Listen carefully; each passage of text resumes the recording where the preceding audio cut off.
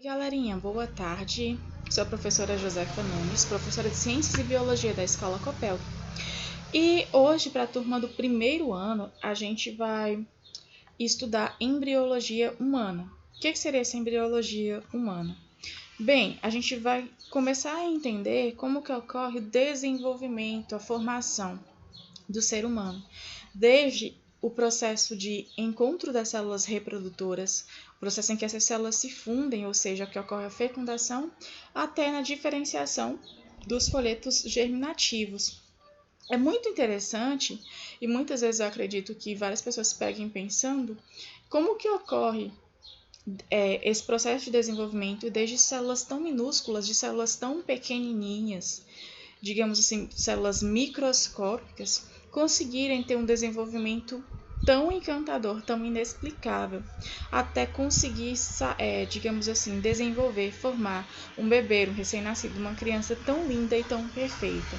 Como que se dá esse processo de desenvolvimento embrionário, desde essas células reprodutoras até na diferenciação celular, na formação dos órgãos, na formação dos tecidos, e que vem a compor e a formar um indivíduo totalmente perfeito. Lindo, isso é muito lindo de se estudar, de se parar para pensar, onde algo que microscopicamente depois atinge o formato de uma ervilha, até atingir, digamos assim, o formato de uma melancia, que vai acompanhando um processo de gestação, uma gestação, ela é acompanhada de várias modificações, de várias transformações no corpo da mãe, né? Desde algo pequenininho que começa a crescer ali dentro da barriga até atingir o formato de uma melancia e depois digamos assim, surgir algo tão lindo, tão encantador, tão perfeito, que nem um serzinho vivo, um bebê ou que fosse um animal, mas é algo encantador, algo tão natural. Então hoje a gente começa a estudar embriologia humana no processo de formação e de desenvolvimento do ser humano. Bem, de início, a gente sabe que, digamos, para um desenvolvimento perfeito, para um desenvolvimento natural de um bebezinho, de um ser humano, primeira coisa, a mãe ela tem que estar sendo favorável, ela tem que estar numa boa alimentação, em processos, digamos assim, que a gestação requer, em situações que a gestação exige, favoráveis a esse bom desenvolvimento, para que venha, digamos que acontecer, ou que venha a dar tudo certo no final. Tá, mas o que leva a esse processo? O que leva a essas transformações? O que leva a conseguir formar algo tão lindo, algo tão perfeito como um bebezinho? Bem, o que acontece? O desenvolvimento embrionário humano, ou seja, o desenvolvimento de uma criança, de um indivíduo, ele tem seu início com uma fecundação, que é um processo em que essas células reprodutoras se encontram, é um processo em que o espermatozoide e o ovócito secundário, eles se fundem, eles se unem entre si, formando o zigoto, não é isso? Ou célula-ovo. E aí, esse processo de formação na espécie humana, ele ocorre no interior do sistema genital feminino, lá nas tubas uterinas. Tá. Geralmente, no núcleo dessas células se encontra o quê? As informações genéticas, que são herdadas dos pais. E esse zigoto ele vai passando por sucessivas transformações, por sucessivas divisões celulares, até virar embrião, que vai também passar por sucessivas divisões mitóticas, movimentando essas células recém-formadas, a passarem por processos de diferenciação celular, de transformações nos tecidos, nos órgãos e precocemente e posteriormente, no processo de crescimento. Ok? Bom, então na espécie humana, repetindo, a fecundação ela ocorre no interior do sistema genital feminino, lá nas tubas uterinas. E essas tubas uterinas elas são revestidas por células ciliadas. E essas células ciliadas, elas garantem o quê? Que elas garantem o deslocamento desse ovócito que é liberado por um dos ovários até chegar no útero. Tá. Só um momentinho. até chegar no útero. Beleza. Ao longo desse trajeto, durante esse percurso que esse ovócito secundário está fazendo, o que acontece? Ele pode ser fecundado por um dos milhares de espermatozoides que chegam até as tubas uterinas. Beleza. Então, quando esses espermatozoides eles entram em contato com essa tuba uterina, quando esses espermatozoides eles entram em contato com esse ovócito secundário, o que acontece? Substâncias da corona radiata do ovócito, elas disparam a liberação de enzimas armazenadas no acróstomo do espermatozoide, que é chamado de reação acrossômica. Então, mais uma vez, eu vou pegar aqui, o ovócito secundário, quando esse espermatozoide ele vai entrar em contato com esse ovócito secundário, substâncias que estão lá na corona, ou seja, na parte do ovócito, elas ativam a liberação de substâncias do acróstomo, ou seja, da parte inicial ali do espermatozoide. E essa substância liberada, essa ativação na liberação dessa substância é chamada de reação acrossômica. O que acontece após isso? Essa ativação, essa liberação dessa substância, ela vai permitir que esse espermatozoide ele consiga atravessar a zona pelúcida do ovócito secundário. E aqui eu chamo a atenção de vocês para um esquema. Vejam só, no 1, ocorre o contato do espermatozoide com o ovócito secundário, e aí acontece a ativação da reação acrossômica. Essa ativação, que libera substâncias, ela vai permitir com que esse espermatozoide ele consiga atravessar essa zona pelúcida, através de quê? Das enzimas liberadas pelo acrossomo, que vão digerir essa zona pelúcida do ovócito. Depois que isso acontece, depois que essas enzimas são liberadas e que esse espermatozoide ele consegue penetrar a membrana que envolve o ovócito secundário, o que acontece? O núcleo do espermatozoide ele entra no ovócito secundário e após entrar, ocorre o quê? A fusão do núcleo do espermatozoide com o núcleo do ovócito secundário, que vai dar origem ao zigoto. Então, recapitulando. Esse ovócito secundário, quando ele é liberado pelos ovários, eles tendem a percorrer as tubas uterinas. Durante esse processo, durante esse percurso, se houver a presença ali de espermatozoides e houver o encontro desses espermatozoides com o ovócito secundário, o que acontece? Quando esse espermatozoide ele se aproxima ali do ovócito secundário, ocorre o quê? A reação acrossômica. O que é isso? O ovócito secundário ele vai fazer com que enzimas sejam liberadas ali da região acrossômica do espermatozoide e que essas enzimas liberadas elas vão digerir a zona pelúcida do ovócito. E quando ocorre essa digestão, esse espermatozoide ele consegue penetrar essa zona pelúcida e entrar no ovócito secundário. Quando ele entra, ele libera o quê? Ele libera o núcleo desse espermatozoide que vai entrar. Vai acontecer a fusão do núcleo desse espermatozoide com o núcleo do ovócito secundário. E essa fusão, essa união, essa junção vai dar origem ao zigoto. Vai ocorrer a formação de um zigoto. Beleza? Simultâneo a todo esse evento, eu quero chamar a atenção de vocês para algo que acontece, que ocorre uma série de eventos também, simultaneamente, à mesma medida que isso está acontecendo, para impedir que outros espermatozoides eles venham conseguir penetrar no ovócito secundário. E durante esses eventos, eu posso citar a liberação de grânulos corticais, que contém proteases sintetizadas, ou seja, proteínas, pelo retículo endoplasmático rugoso do ovócito e que vai alterar as características dessa zona pelúcida, e essa zona pelúcida ela vai passar a ser impenetrável, ela não vai os outros espermatozoides não vão, na verdade, mais conseguir penetrar esse ovócito secundário. E qual é a função disso? Impedir com que aconteça uma fecundação múltipla e que venha alterar a ploidia da espécie do indivíduo. O que é essa ploidia? Essa ploidia é nada mais nada menos do que o número de cromossomos típicos de cada espécie. Vamos supor, a espécie humana, ela apresenta células somáticas diploides com 23 pares de cromossomos. Então, ela tem um conjunto que são 23 pares, eu tenho 46 cromossomos. 23 por partes da mãe e 23 por partes do pai.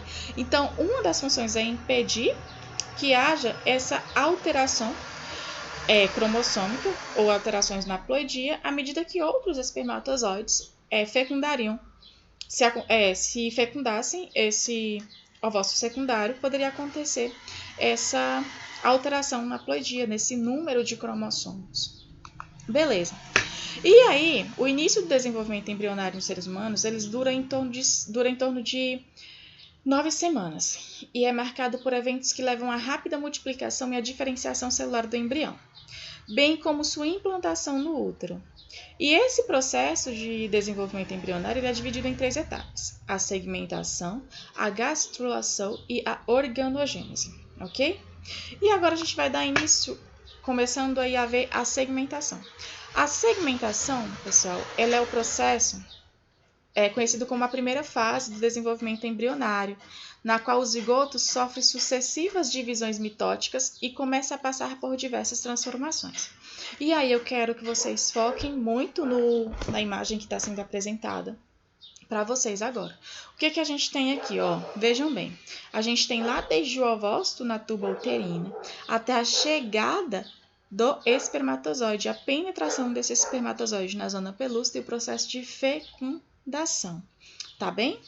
Bom, durante o processo de segmentação, o que acontece?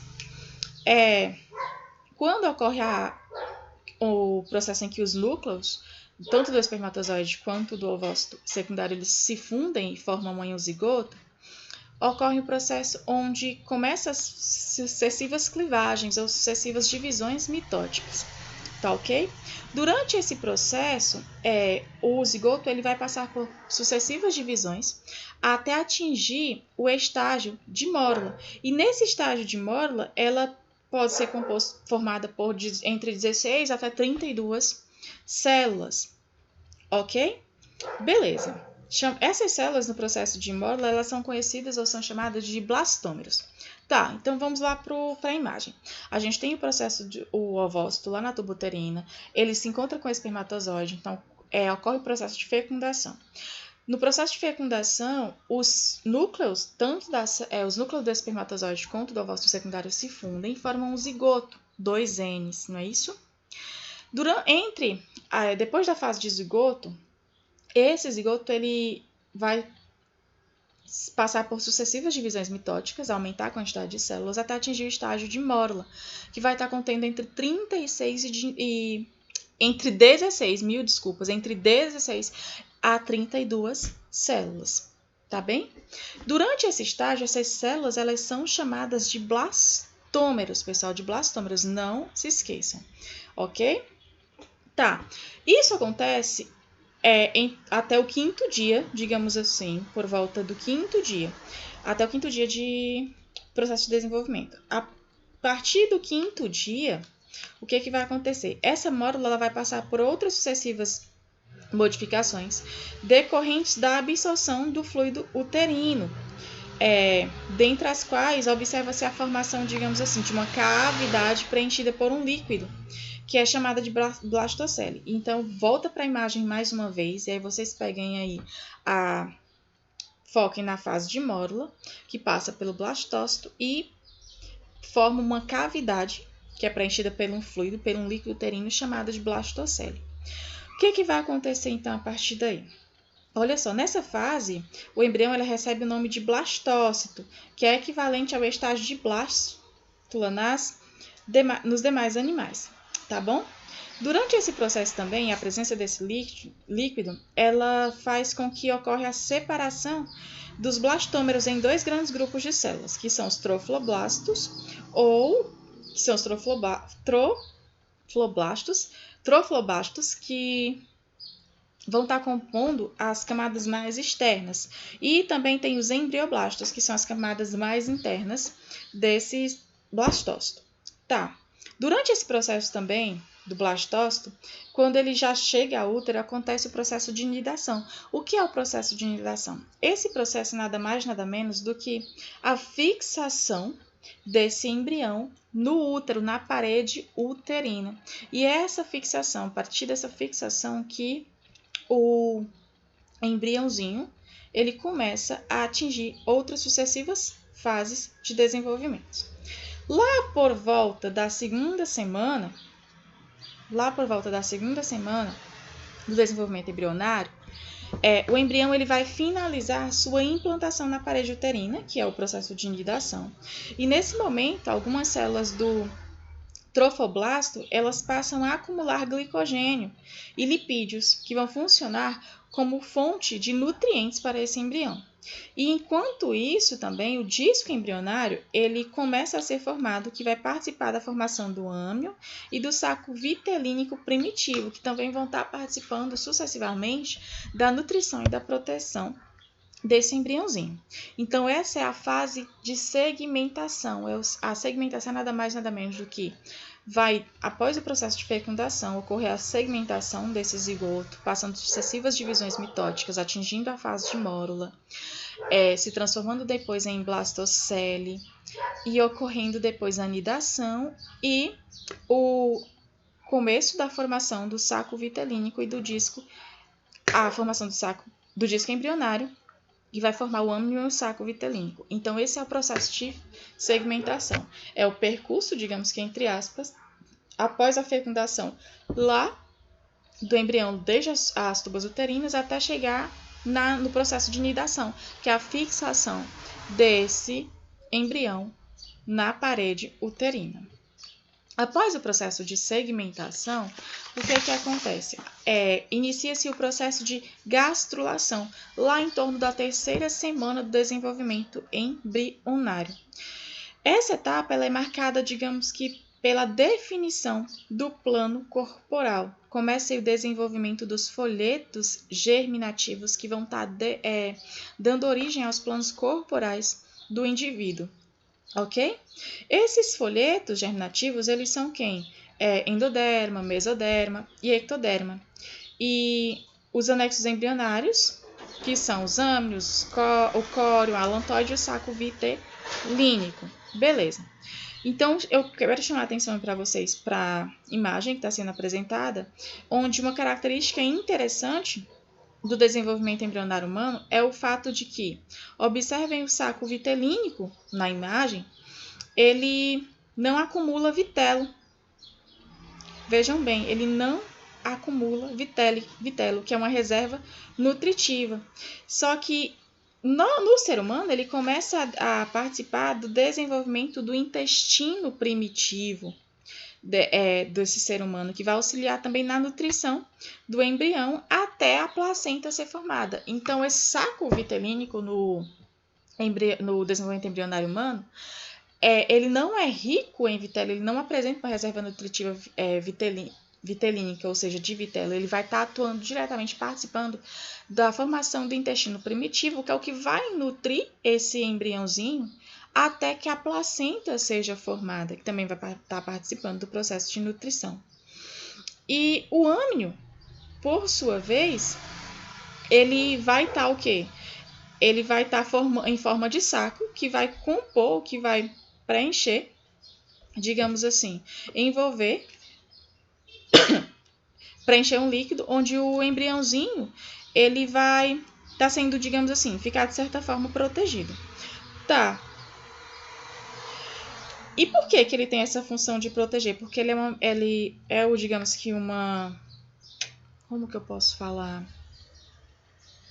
Uma membrana em forma de saco e ela contém dentro um líquido, e esse líquido tem a função de proteção desse embrião. Já o córeo, ele é um anexo que envolve o saco vitelínico e o âmnio, fundindo-se ao alantoide. Então, você não vai conseguir definir quem é a alantoide, sendo que ela está fundida, ela está aí conjunta com o córeo. Beleza? E eu quero chamar a atenção para vocês de uma coisa. Se vocês compararem a primeira imagem com a última imagem, os processos que vão acontecendo, vocês veem que partes dessas como que eu vou falar? Componentes, digamos assim, nesse processo de desenvolvimento, eles vão desaparecendo. Então, na última imagem, vocês já veem o quê? Que partes dessas coisas já passam a dar origem ou a formar outros tecidos, outros tipos de células. Se vocês pararem para observar, vejam bem que nesse processo de gastrulação, esses folhetos embrionários, eles vão estar dando origem à formação do corpo ou do plano corporal. Começa aí, então, o embrião a atingir a formação, a morfologia, digamos que final, de como esse indivíduo, esse organismo, esse serzinho, ele vai nascer. Ele começa a formação dos braços, eles começam a dar forma às pernas, à cabeça, começa também então a formar depois a placenta. Você vê que na primeira imagem para a última não existe, da primeira imagem para a última, na primeira não existe ainda a formação da placenta, não existe a placenta formada. Na última já tem essa placenta que tem a função aí também de proteção e de nutrição desse serzinho vivo, fofo.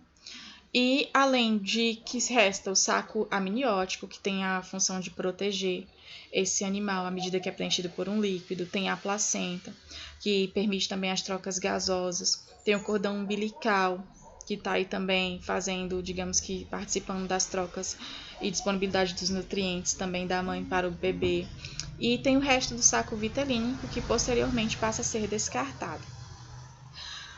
Após essa fase de gastrulação, inicia-se a organogênese, que é o período no qual os principais órgãos começam a se formar no embrião. E aí eu chamo a atenção para vocês, como o próprio nome já diz, organogênese, processo de formação dos órgãos. Durante a organogênese, os folhetos germinativos eles se diferenciam nos vários tecidos do organismo, por meio da ativação e da inativação de genes nas células que compõem os tecidos embrionários. E aí eu chamo a atenção de vocês para essa imagem que está sendo mostrada, onde os principais folhetos embrionários, como já foi dito, são o ectoderma, o mesoderma e o endoderma. O ectoderma ele vai estar diretamente relacionado à formação da epiderme, dos anexos epidérmicos, do sistema nervoso e das cavidades. Já o mesoderma, ele vai estar relacionado à formação da derme, a formar ossos e músculos, a formar os sistemas circulatórios e reprodutor. E o endoderma vai estar relacionado ao sistema respiratório e os órgãos dos sistemas digestórios. Claro que isso são as principais, mas eles estão relacionados à formação de vários outros órgãos do nosso corpo, de outras partes essenciais do nosso corpo. E uma coisa que eu quero chamar a atenção para vocês é que nessa etapa também ocorre a neurulação, que isto é, a formação do tubo neural e da notocorda na região dorsal do embrião. Por que eu estou citando essas duas coisas, tubo neural e da notocorda? Por quê? Porque ao longo da gestação, o tubo neural ele vai dar origem ao nosso sistema nervoso central, que nada mais nada menos do que o encéfalo e a medula espinhal ou espinal, vai depender dos livros que vocês estiverem fazendo a leitura. E a notocorda, posteriormente, ela vai estar dando origem à nossa coluna vertebral, que são partes essenciais ao nosso, digamos assim, ao nosso corpo, ao nosso organismo, à medida que todo o nosso organismo, ele funciona, as outras partes funcionam através de comandos do nosso sistema nervoso central. Então, existe digamos, eu quero chamar a atenção de vocês para isso, que a organogênese, ela é, digamos que um dos principais processos de desenvolvimento embrionário, que durante esse processo é importante que a mãe ela venha evitar a exposição a agentes teratogênicos ou então, digamos, que tipos de vírus, está expostas a coisas que venham colocar em risco esse desenvolvimento embrionário. Por quê? Porque é durante esse processo que vai estar surgindo aí, vai estar sendo formado os principais órgãos, vai estar sendo formado o sistema nervoso central, que vai estar depois interferindo ou totalmente, diretamente influenciando no funcionamento das demais partes, dos demais sistemas do nosso corpo. Então, requer uma atenção maior durante esse período. Isso não significa dizer que nos outros estágios anteriores não são importantes, sim, porque é uma sequência, mas que durante a organogênese, durante o período da organogênese, que é o período da 4ª à 8ª semana de gravidez, requer esse cuidado maior porque esses órgãos eles estão sendo formados e posteriormente, durante o nosso desenvolvimento, são esses órgãos que vão estar diretamente relacionados ao nosso metabolismo, ao funcionamento do corpo, do organismo, tá bom? Então, por hoje, dentro do processo de gestação da embriogênese, a gente para aqui e a gente vai estudar a placenta humana e o período fetal, que vem com várias informações, com o que acontece, com o que se forma, desde gravidez múltiplas, processo de amamentação, na próxima semana, tá bom? Por hoje é só, espero ver vocês em breve, estou com muitas saudades e até semana que vem. Beijos!